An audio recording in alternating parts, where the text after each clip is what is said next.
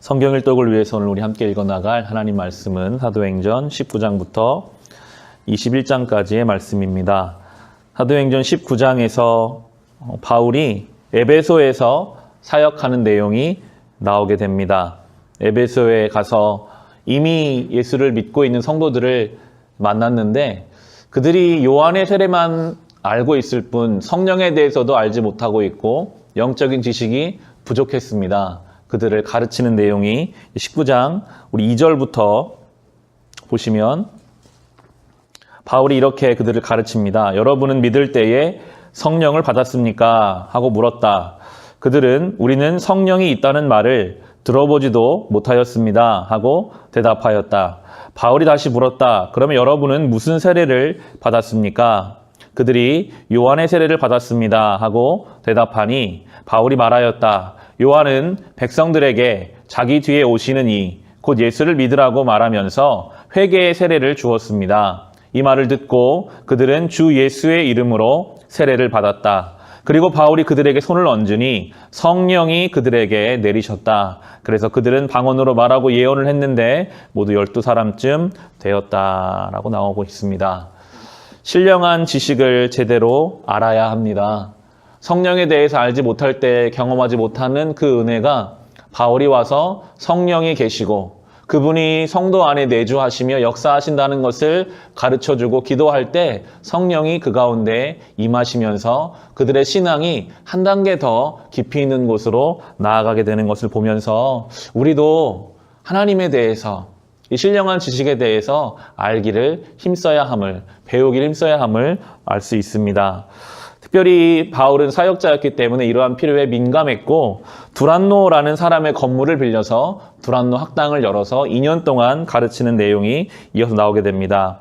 우리 9절과 10절 보시면 그러나 몇몇 사람은 마음이 완고하게 되어서 믿으려 하지 않고 온 회중 앞에서 이 도를 비난하므로 바울은 그들을 떠나 제자들을 따로 데리고 나가서 날마다 두란노 학당에서 강론하였다. 이런 일을 이태 동안 하였다. 아시아에 사는 사람들은 유대 사람이나 그리스 사람이나 모두 주님 말씀을 듣게 되었다라고 나옵니다.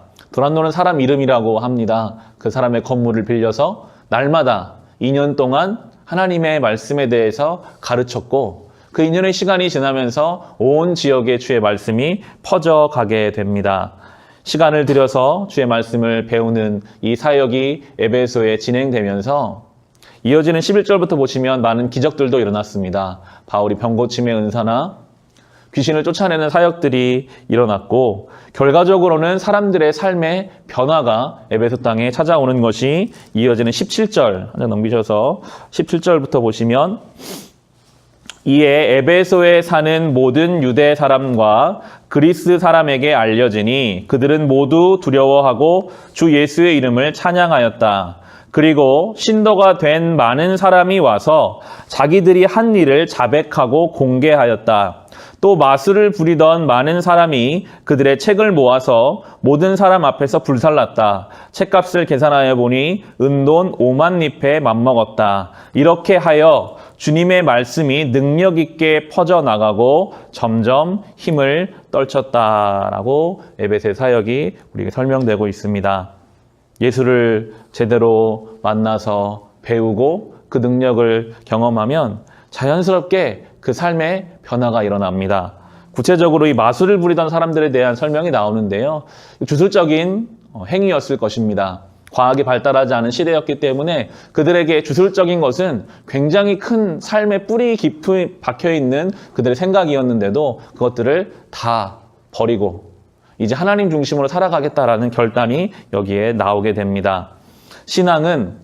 건강한 신앙은 하나님을 중심으로 살아가게 우리를 변화시킵니다. 우리의 삶이 혼자 살다가 결혼을 하면 배우자에 맞춰서 모든 삶의 가구부터 모든 삶 방식이 바뀌고 거기에 또 자녀가 생기면 그 자녀를 중심으로 우리의 삶이 다 바뀌는 것과 비슷한 것 같아요. 하나님을 제대로 만나고 하나님을 나의 삶의 중심에 모시고 나니까 그 하나님 모시기 합당하지 않은 것들을 다 놓게 됩니다. 이 에베소의 사람들이 하나님에 대해서 배우고 하나님에 대해서 알고 그분을 만나고 그분을 중심으로 살아가니까 이 주술적인 것, 많은 돈을 투자했지만 이것이 하나님 앞에 아무것도 아니라는 것을 깨닫고 다 과감하게 불태우게 됩니다. 하나님이 우리의 삶의 중심에 들어오시면 그분을 중심으로 그분 앞에 필요 없는 것들을 과감하게 던져버리는 것. 그것을 통해 더 주님 앞에 가까이 나아가는 것이 건강한 신앙임을 우리에게 보여주고 있습니다. 삭개오가 예수님 만났을 때 똑같은 일이 일어났죠. 삭개오가 예수님을 만나자마자 자기 소유의 절반을 팔아서 가난한 사람에 주겠다고, 그리고 억지로 빼앗은 것이 있다면 4배나 갚겠다고 말합니다. 평생을 물질을 붙잡고 살던 그 인생도 예수 그리스도를 만나면 그것을 과감하게 놓고 주님을 중심으로 살아가는 것처럼, 혹 우리가 여전히 주님을 우리의 삶의 중심에 온전히 들이지 못하고 있어서 놓지 못하고 있는 것들이 있다면 이 고난주간을 보내며 주님을 중심으로 삼아 그것들을 다 놓고 주님 중심으로 살아갈 수 있기를 바랍니다. 이 바울의 사역을 살펴보면 어떻게 이렇게 능력 있는 사역을 할 수 있었을까, 그런 고민을 하게 되는데요. 바울은 말로만 가르치는 사람이 아니라 그의 삶으로 보이는 사람이었습니다. 20장에 보면 이 에베소 사람들과 바울이 고별하는 내용이 나옵니다. 20장에 17절 보시면 바울이 밀레도에서 에베소로 사람을 보내어 교회 장로들을 불렀다라고 하면서 에베소 교인들에게 이제 마지막으로 고별 설교를 하는 내용이 나오는 게 22절부터 보시면요. 보십시오. 이제 나는 성령에 매여서 예루살렘으로 가는 길입니다. 거기서 무슨 일이 내게 닥칠지 나는 모릅니다. 다만 내가 아는 것은 성령이 내게 일러주시는 것뿐인데 어느 도시에서든지 투옥과 환란이 나를 기다리고 있다는 것입니다. 그러나 내가 나의 달려갈 길을 다 달리고 주 예수께 받은 사명, 곧 하나님의 은혜의 복음을 증언하는 일을 다하기만 하면 나는 내 목숨이 조금도 아깝지 않습니다. 라고 에베소 교회 장로들에게 이야기를 합니다. 바울은 자기의 삶에 앞으로 닥쳐올 환란이 있는 것을 조금도 거리낌을 갖지 않고 내가 이 사명을 감당할 수 있다면 어떠한 어려움도 심지어 내 목숨까지도 다 바칠 수 있다라고 말하고 그 길을 걸어가게 됩니다.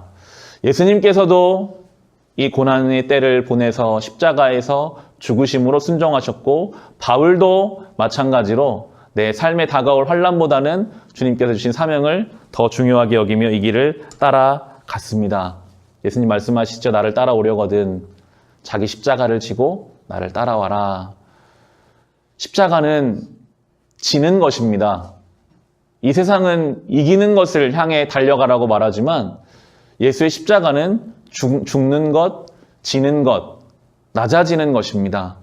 그래서 우리가 이기려고 하고 높아지려는 하는 세상 속에서 십자가를 지고 살려고 하면 자연스럽게 우리도 고난을 당할 수밖에 없습니다.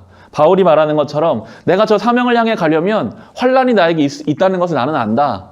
그러나 나는 그 길을 타협하지 않고 가겠다라고 말할 때 그의 삶 가운데는 놀라운 은혜가 있었고 그 주변에까지 그 생명이 퍼져갔던 것처럼 이 고난주간을 보내며 우리가 십자가를 지고 이 세상을 살려고 하면 우리에게도 고난과 어려움과 부딪힘이 있을 것입니다.